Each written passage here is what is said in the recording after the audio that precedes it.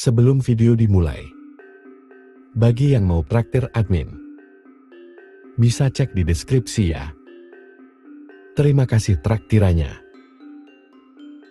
Sebelum dimulai, bisa subscribe channel Taman Santuy ya.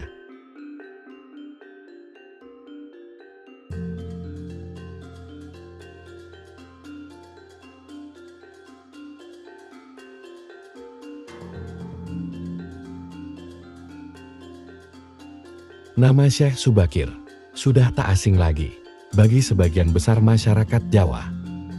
Beliau merupakan generasi pertama Wali Songo. Dikenal sebagai orang yang berhasil menumbali Pulau Jawa yang terkenal angker dan wingit. Beliau juga berhasil bernegosiasi dengan Dayang Jawa, sang pelindung gaib tanah Jawa, untuk menyebarkan agama Islam di Pulau Jawa dengan beberapa syarat. Di dalam kitab Musara, diceritakan bahwa pada masa dahulu Pulau Jawa terkenal sangat angker dan kondisinya tak karu-karuan. Pengaruh magis di tanah Jawa masih begitu kental, di mana banyak jin dan setan menghuni di setiap sudut tanah Jawa, yang saat itu masih berbentuk hutan belantara. Pada suatu hari, Sultan Turki, yaitu Sultan Muhammad I, mendapatkan petunjuk untuk menyebarkan agama Islam di Pulau Jawa. Maka diutuslah rombongan para alim ulama untuk mendatangi Pulau Jawa guna siar agama Islam. Sayangnya hampir seluruh rombongan tersebut tewas dikarenakan perbuatan para lelembut penduduk tanah Jawa yang tidak mau menerima ajaran agama Islam. Mendengar kegagalan utusan yang dikirimnya membuat Sultan Muhammad I sedikit gusar.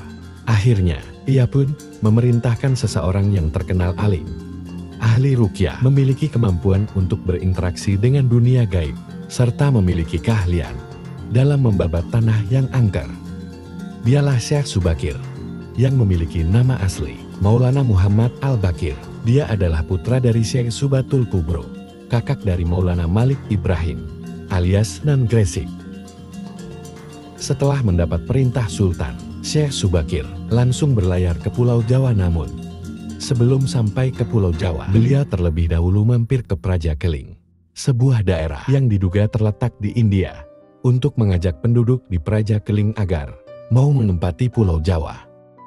Sekitar 20.000 penduduk Praja Keling turut serta dalam pelayaran Syekh Subakir menuju Pulau Jawa. Sesampainya di Pulau Jawa, Syekh Subakir langsung menuju Gunung Tidar, yang diyakini sebagai titik pusat dari tanah Jawa. Di puncak Gunung Tidar, Syekh Subakir memasang tumbal berupa batu hitam yang sudah dirajah. Batu tersebut dikenal dengan nama Aji Kolo Cokro, yang mampu menetralisir daya magis negatif dari bangsa jin. Selama 3 hari 3 malam, batu tersebut mengeluarkan hawa yang sangat panas, sehingga membuat para lelembut terpaksa menyingkir ke laut selatan Jawa. Kegegeran dunia gaib pun mengusik ketenangan Ki Semar Badrayana, sang danyang tanah Jawa, yang selama ribuan tahun kusuk bertapa. Selanjutnya, terjadilah adu kekuatan antara Syekh Subakir dengan Ki Semar selama 40 hari 40 malam. Sebab sama-sama kuatnya, akhirnya Ki Semar menawarkan sebuah perundingan kepada Syekh Subakir, yang mana menghasilkan sebuah perjanjian yang terkenal dengan sebutan Perjanjian Sabdo Palon. Syekh Subakir menyampaikan maksud kedatangan beliau ke tanah Jawa guna menyebarkan agama Islam, agama yang dibawa oleh Nabi Muhammad Sallallahu Alaihi Wasallam sebagai pamungkas agama Samawi. Kemudian Ki Semar pun memperbolehkan Syekh Subakir untuk menyebarkan agama Islam di tanah Jawa yang ia lindungi. Berikut dialog antara Sabdo Palon dan Syekh Subakir yang terjadi di atas Gunung Tidar, Magelang. Berikut dialog yang merupakan sebuah dialog imajiner dari sang penulis, yang diolah dari hikayat tersebut dengan bahasa penulis sendiri.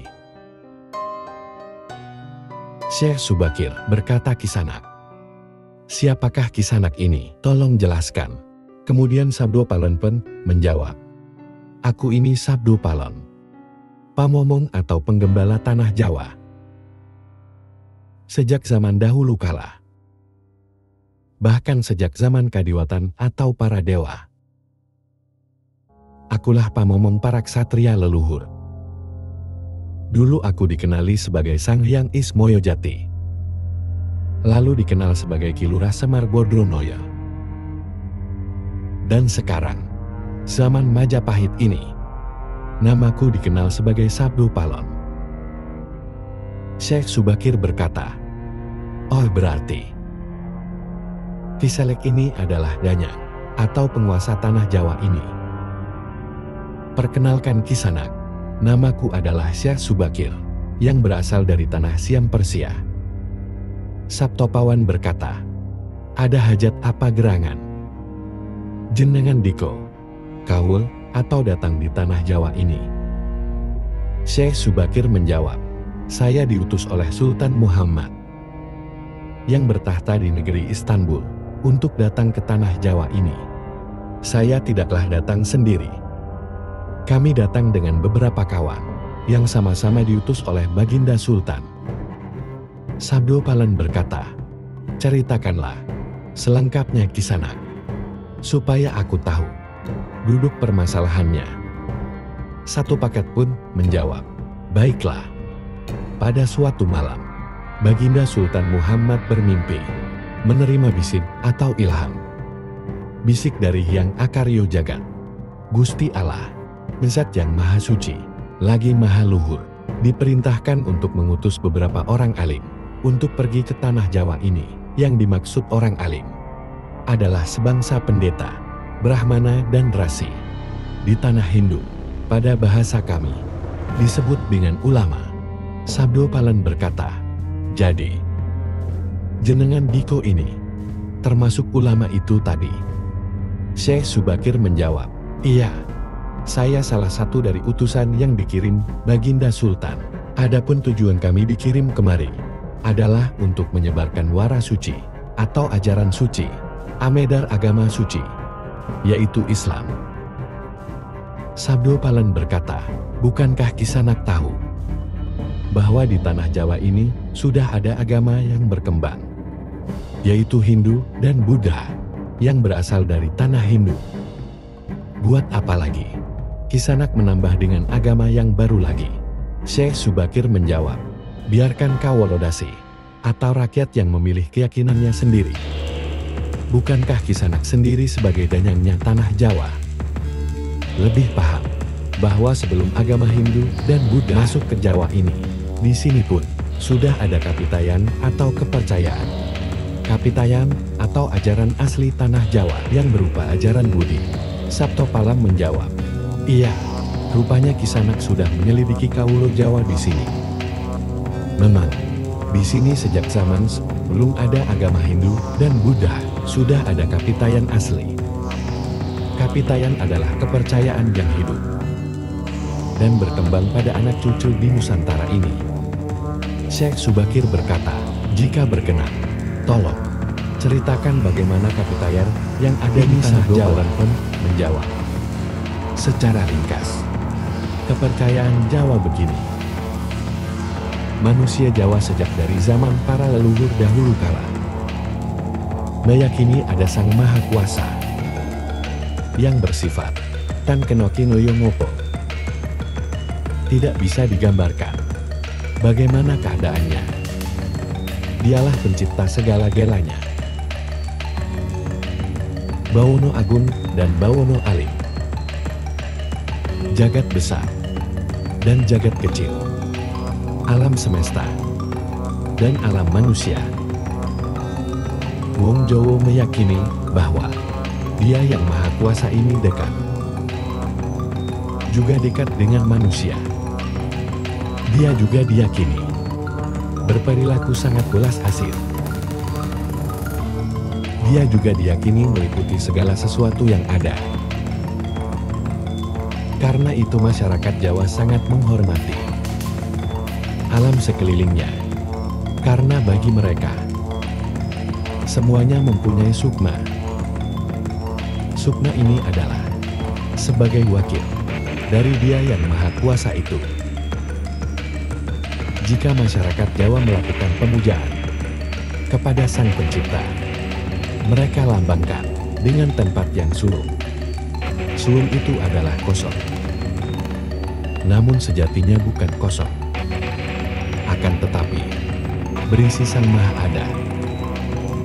Karena itu tempat pemujaan orang Jawa disebut Sanggar Pamujan. Di salah satu bagiannya, dibuatlah centong kosong atau tempat atau kamar kosong untuk arah pemujaan. Karena diyakini bahwa di mana ada tempat sulung, di situ ada yang maha berkuasa. Syekh Subakir pun membalas, nah itulah juga yang menjadi ajaran agama yang kami bawa untuk memberi agama atau pegangan atau pakaian yang menegaskan itu semua. Bahwa sejatinya di balik semua yang mewujud ini, ada Sang Wujud Tunggal yang menjadi pencipta, pengatur dan pengayom alam semesta. Wujud Tunggal ini dalam bahasa Arab disebut Al-Ahad. Dia maha dekat kepada manusia, bahkan lebih dekat dia daripada urat leher manusianya sendiri. Ajaran agama kami menekankan budi pekerti yang agung, yaitu menebarkan belas asih kepada alam bumi, kepada pula sesama kita atau makhluk. Lihatlah sang banyak, betapa sudah rusaknya tatanan masyarakat Majapahit sekarang. Bekas-bekas perang saudara masih membara, rakyat kelaparan, perampokan dan penindasan ada di mana-mana. Ini harus diperbaharui budi pekertinya. Sabdo Palan berkata, aku juga sedih sebenarnya memikirkan rakyatku. Tatanan sudah bubrah. Para pejabat negara sudah lupa akan dharmanya. Mereka saling sikut untuk merebutkan jabatan dan kemewahan duniawi. Para pandito juga sudah tidak mampu berbuat banyak. Orang kecil salah tunjang atau bersusah payah mencari pegangan. Zaman benar-benar zaman edan. Syekh Subakir berkata, karena itulah, mungkin Sang Mahajawata Agung menyuruh Sultan Muhammad Turki untuk mengutus kami ke sini. Jadi wahai Sang Danyang Tanah Jawa, izinkanlah kami menebarkan wara suci ini di wewengkon atau wilayah kekuasaanmu ini. Sabdo Palon menjawab, baiklah. Baiklah jika begitu. Akan tetapi, dengan syarat-syarat yang harus kalian patuhi. Syekh Subakir menjawab, apa syaratnya itu, wahai Sang Danyang Tanah Jawa? Satu pahlawan berkata, pertama jangan ada pemaksaan agama, dharma atau kepercayaan. Kedua, jika hendak membuat bangunan tempat pemujaan atau ibadah buatlah yang wangun. Atau bangunan yang luarnya nampak cakal atau gaya Hindu Jawa, walau isi dalamnya Islam. Ketiga, jika mendirikan kerajaan Islam, maka yang pertama harus menjadi ratu. Adalah anak campuran. Maksud campuran adalah, jika bapaknya Hindu, maka ibunya Islam. Jika bapaknya Islam, maka ibunya harus Hindu. Dan keempat, jangan jadikan wong Jawa berubah menjadi orang Arab atau Parsi.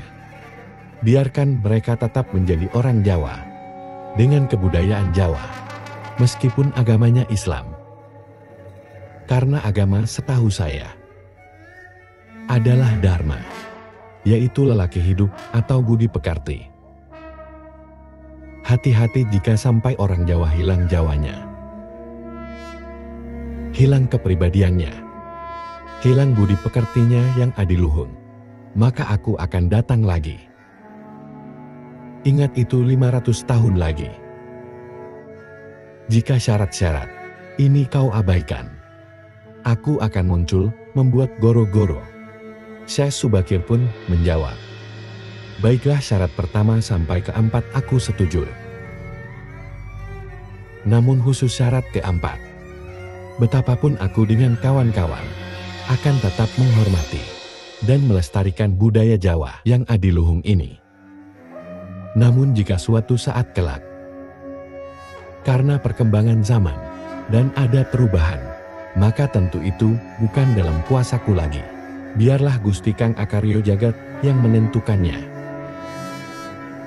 Seperti itulah kurang lebih dari sedikit percakapan antara Sabdo Palon dan Syekh Subakir. Memang sulit untuk mengetahui keadaan atau asal-usul dan kondisi sebuah masyarakat nun jauh di masa lalu.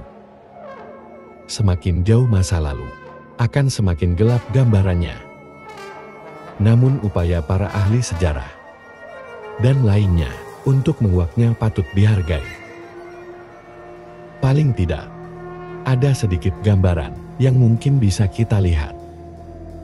Meskipun tidak sepenuhnya benar 100, bahwa kata Jawa itu bisa diartikan gemati perhatian, menghargai dan menyayangi.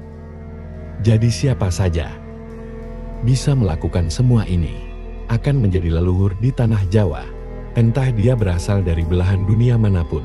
Itulah tadi bunyi perjanjian Sabdo Palon dengan Syekh Subakir. Semoga gambaran kisah Nun Jauh di masa lalu itu bisa dijadikan sebuah mawas diri, dan jangan sepenuhnya kisah ini ditelan mentah-mentah, selalu ambil sisi positifnya. Bagaimana tanggapan kalian mengenai asal-usul penyebaran agama Islam di Pulau Jawa ini? Apakah kalian mempercayainya? Tulis di kolom komentar. Dan jangan lupa subscribe channel Jawa Dwipa. Wassalamualaikum warahmatullahi wabarakatuh.